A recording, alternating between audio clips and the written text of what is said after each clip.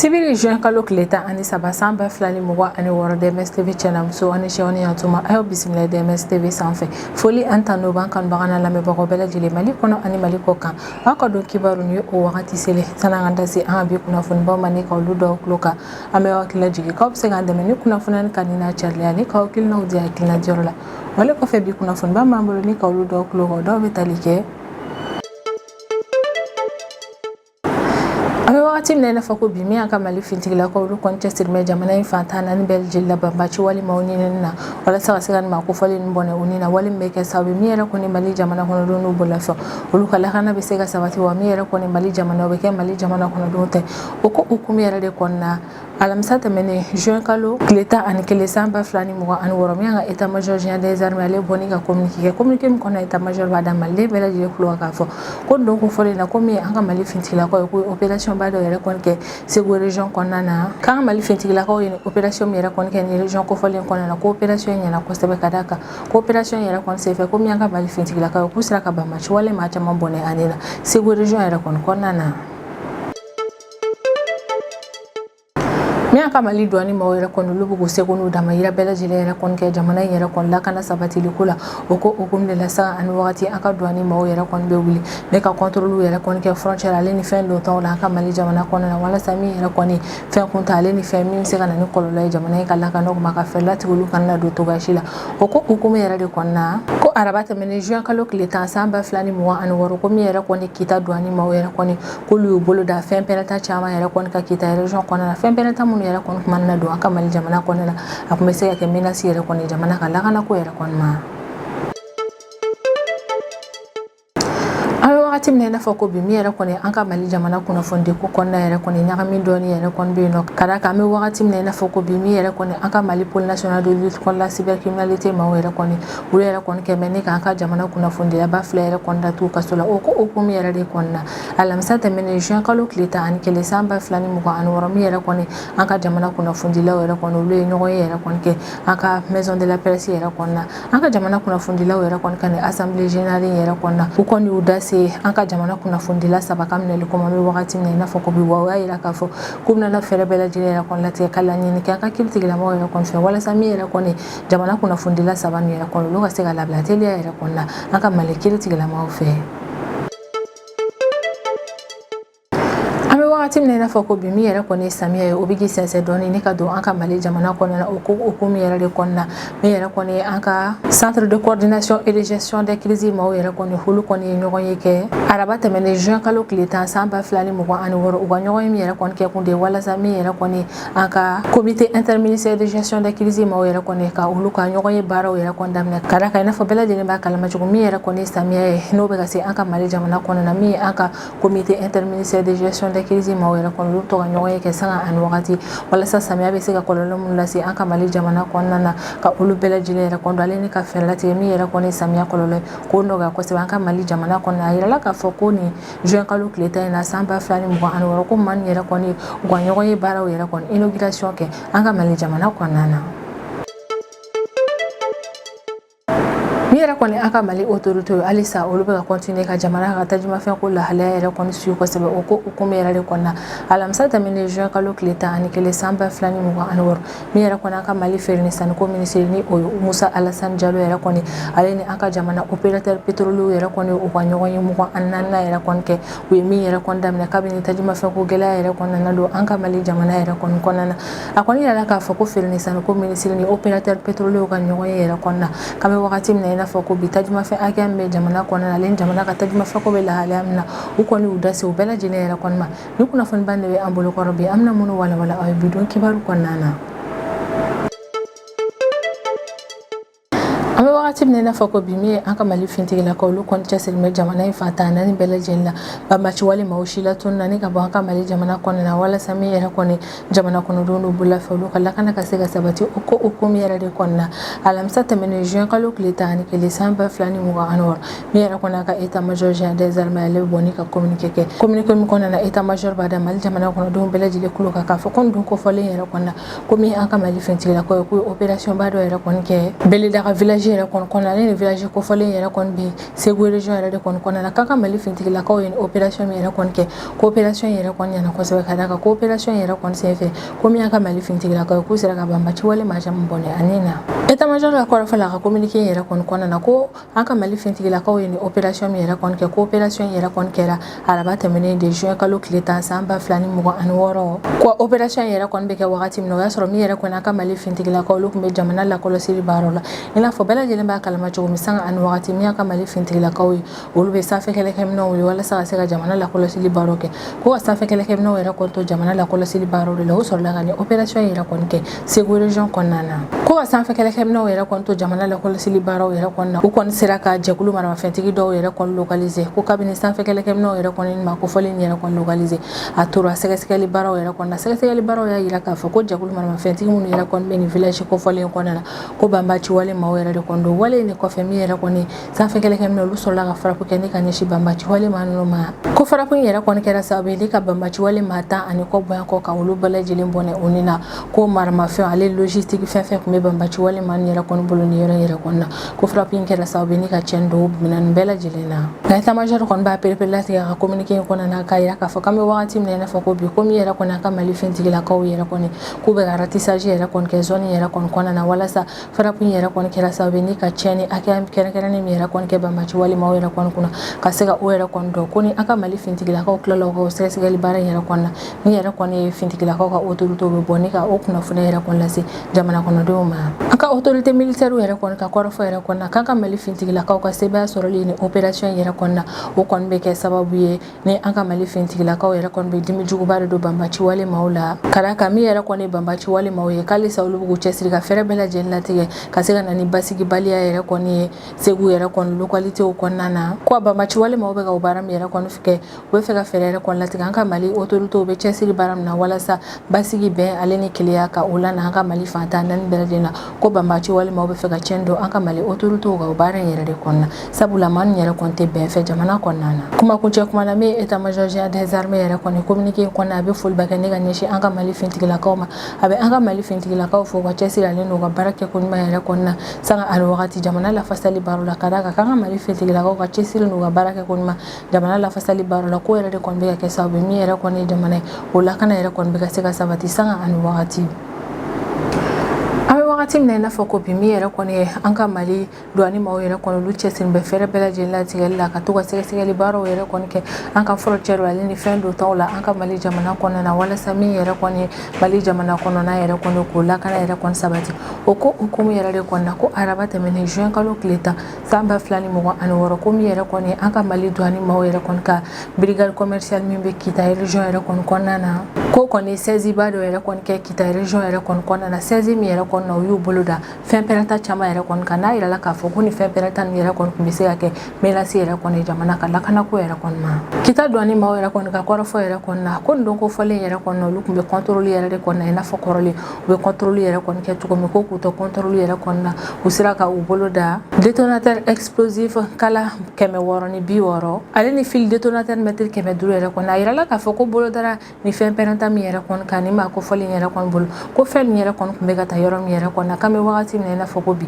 ko min yɛrɛ kɔni douane maaw ye o kɔni ma o dɔn fɔlɔ nka min yɛrɛ kɔni Kita douane maaw y'a yira k'a fɔ k'an bɛ wagati min na i n'a fɔ ko bi k'u ye sɛgɛsɛgɛli baaraw yɛrɛ kɔni daminɛ walasa ni fɛn pɛrɛnta nin yɛrɛ kɔni bɔra yɔrɔ min na ka fɛɛrɛ latigɛ ni ka o dɔn ale ni fɛn pɛrɛnta nin kun na ta yɔrɔ min yɛrɛ kɔni na ka fɛɛrɛ latigɛ ni ka o kunnafoniya nin bɛɛ lajɛlen yɛrɛ kɔni dɔn walasa n'a sɔrɔ ko in yɛrɛ kɔni ye réseau de ka fɛɛrɛ latigɛ ni ka réseau in yɛrɛ kɔni ci walasa jamana ka lakana tɔ bɛ se ka sinsin cogo min min yɛrɛ kɔni douane ɲɛmaa yɛrɛ kɔni a bɛ a ka cɛdenw yɛrɛ kɔni fo kosɛbɛ u ka nin opération ɲumanba in na ka d'a kan ko ka sanga ni jamana yɛrɛ kɔni ka lakana ko lahalaya bɛ wagati min na i n'a fɔ ko bi ale ni ka sanga ni Sahel lakana ko lahalaya bɛ wagati min na i n'a fɔ ko bi ko ni ɲɔgɔnna fɛn pɛrɛnta nin yɛrɛ kɔni bolo dali u ka nafaba bɛ o la ka d'a kan ni fɛn nin yɛrɛ kɔni bɛ se ka kɛ menace ba de jamana yɛrɛ kɔni ka lakana ko ma ko yɛrɛ de kɔni na a bɛ foliba kɛ ni ka ɲɛsin a ka cɛdenw ma u ka nin saisie ba in yɛrɛ kɔni na douane maaw yɛrɛ kɔni ka kuma yɛrɛ kɔni kɔnɔ u bɛ hakililajigi yɛrɛ kɔni kɛ ko min yɛrɛ kɔni ni fɛn pɛrɛnta nin yɛrɛ kɔni ko kuma caman a kɔni be utiliser mini baraw konnana ko nga ni femperatan yere kon kan do cleaner la ka jamana konnana chogo minama do o chogo yere konna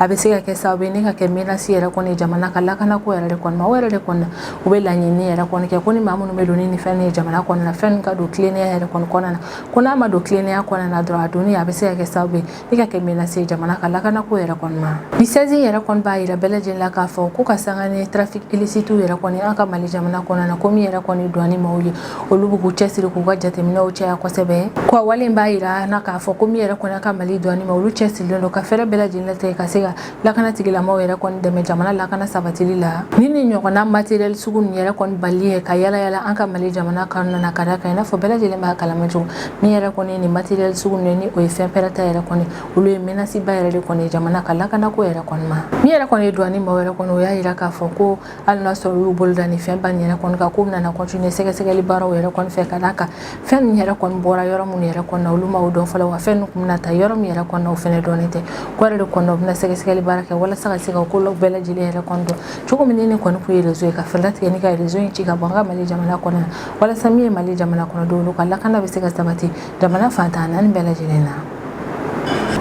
akon bi wakati mnena foko bi mi yere kon aka mali jamana kuna fundila o yere kon lu wili me kujo wala saga sega ferla tige mi yere kon aka jamana kuna fundila o kene kene la mun yere kon da tugu me kasola ka ferla tige ni kani man yere kon labla oko ukumera le kon na ko mi yere kon e banjugu dante ni ale maison de la presse nyema yere kon ko kale to maison de la presse nyema yere kon na ko alamsa tamene juin kalo kleta ani kele samba flani mo an woro mi yere kon aka jamana kuna fundila o ka jekulu yere kon ku ka nyoko yedo yere kon ke aka maison de la presse yere konna aka jamana kuna fundila yere kon ka jekulu nyema o ka nyoyo yere konna maison de la presse yere kon o kon ya ira ka fo ko shahana takiuni ale kuna fundile aka mali jamana konna ni journal 22 septembre yere kon directeur de publication do aleni Abderrahmane Keita ni ofene kuna fundile aka mali jamana konna ni journal Les Témoins yere kon directeur de publication yere kon do komi yere kon ni maflan yere kon blali manale dépôt yere kon aka pôle national de lutte contre la cybercriminalité ma yere kon fe komi yere kon ulu aka mali kuna fundila yere kon kuluti jeni o walenyi bajugu date ni ale de maison de la presse nyema yere kon ale ka kuma kon na nyogo yere kon na ya ira ka fo komi aka jamana kuna fundila yere kon ulu ya ye ubara nyogo flaw yere kon datugura aka mali jamana kon na kuma siga fo yere kon ke o ko ina ko yere kon wudu soka si ko sebe aka kora fo yere kon na ko tenete mene juin kalo cliché gi samba flani mo an woro komi yere kon e shahana tagiyo ko ale yere kon datugura aka mali pôle national de lutte contre la cybercriminalité yere kon fe kaso yere kon na ko o dugu sajani o bena tarata ma juin kalo kile kon to samba flani mo an woro komi yere kon Abderrahmane Keita no fene kuna fundila aka mali jamana kon na komi yere kon pôle national de lutte contre la cybercriminalité ma ko en ma ko folen yere kon fene datugo anga jamana yere kon nana koni ma flamu yere kon fene flene kaso yere kon na ulu beta fara Youssouf Sissoko yere kon ka kaso kon na ni o journal alternative ma yere kon ka directeur de publication ko ami yere kon ni Youssouf Sissoko to yere kon ko ale condamné la sans fla kaso keli yere kon na tribunal kelen yere kon fe kame wakati mna foko bi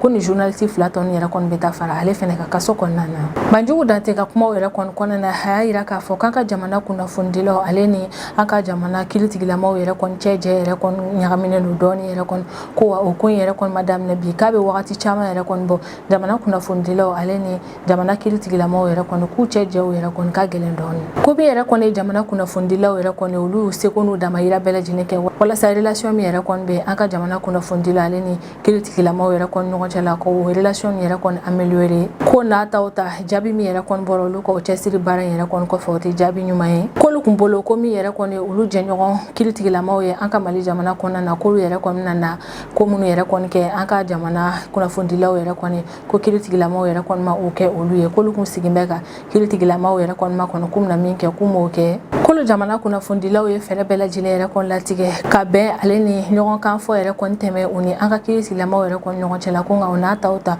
olu ka o chesiri bara ni shi yere kon ma sega nobo kole wule mada fefe ke ni ka nyashi aka jamana kilitigila ma yere kon ma ku ga hina yere kon nyashi aka jamana kuna fundilo ma ale ni kuna fundilo yere kon ka affaire yere kon be kilitigila ma yere kon ka yoro la kuka ko yere kon ke no ga yere kon na kole wule mada fefe ke ni ka nyashi aka kilitigila ma yere kon ma ka kilitigila ma yere kon ma jabi ke ni ka nyashi o ko nshima o ko ukumere le kon na ye denoseli yere kon ke kaira ka fo ko hine ale ni yafa koni kun y'a siɲɛ fɔlɔ yɛrɛ de kɔni ye olu ka kɛ fɛn min yɛrɛ kɔni sɔrɔli yɛrɛ kɔni ka gɛlɛn kosɛbɛ an bɛ wagati min na i n'a fɔ ko bi diɲɛ kɔnɔna na la ta ta min yɛrɛ kɔni ye Banjugu Dante ale kɔni y'a yira k'a fɔ ko min yɛrɛ kɔni olu an ka Mali kunnafondilamaw ye k'olu yɛrɛ kɔni ka priorité min o de ye ka fɛɛrɛ latigɛ ka solution yɛrɛ kɔni ɲini solution min yɛrɛ kɔni bɛ se ka kɛ sababu ye n'olu baaraɲɔgɔn saba minnu datugulen don ka fɛɛrɛ latigɛ ni ka olu yɛrɛ kɔni labila Maison de la Presse président yɛrɛ kɔni ka kuma kɔnɔ a y'a yira k'a fɔ ko Maison de la Presse yɛrɛ kɔni bɛ fanga yɛrɛ kɔni di hakilina falen ma ale ni wuli ka jɔw yɛrɛ kɔni ma walasa ka se ka fɛɛrɛ yɛrɛ kɔni latigɛ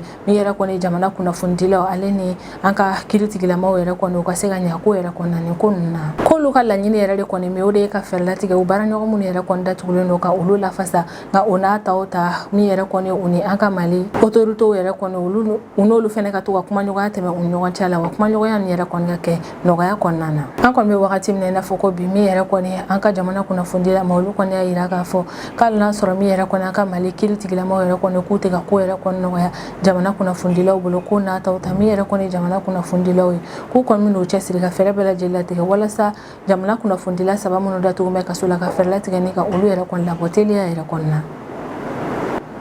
ka sanga ni samiya yɛrɛ kɔni sɛnsɛnlen ni ka na an ka Mali jamana kɔnɔna min yɛrɛ kɔni an ka centre de coordination et de gestion des crises et catastrophes ma ni o ye SECOGEC a yirala k'a fɔ ko araba tɛmɛnen juin kalo tile 10 san 2026 k'olu kɔni u ka gestion interministérielle de crise yɛrɛ kɔni activité fɔlɔw yɛrɛ kɔni baara dayɛlɛli yɛrɛ kɔni kɛ an ka Mali jamana kɔnɔna na ni ɲɔgɔn ye min yɛrɛ kɔni kɛra an ka SECOGEC ma yɛrɛ kɔni ɲɔgɔn cɛ ɲɔgɔn ye yɛrɛ kɔni kɛ kun de ye ka fɛɛrɛ dɔw yɛrɛ kɔni bila sen kan walasa ka sanga ni samiya yɛrɛ kɔni nalen an ka jamana kɔnɔna na risque minnu yɛrɛ kɔni b'a la ka risque nin yɛrɛ kɔni ɲɛsigi hali ni ka fɛɛrɛ latigɛ ka jamana kɔnɔdenw yɛrɛ kɔni ka lakana sabati ɲɔgɔn ye kɛyɔrɔ yɛrɛ kɔni na min an ka Mali autorité kɔni y'a yira k'a fɔ ko san laban nin yɛrɛ kɔni na k'u ye stratégie minnu sigi sen kan walasa ka se ka risquew yɛrɛ kɔni ɲɛsigi ko yɛrɛ kɔni ye nɔbabɔ ka d'a kan ko san 2024 yɛrɛ kɔni ko ji walankata ka 729 yɛrɛ de kɔni yɛrɛ ko nka san 2025 yɛrɛ kɔni kɔnɔna na caman bɔra na ka d'a kan o san kofɔlen yɛrɛ kɔnɔna na ji walankata ka 47 yɛrɛ de kɔni yera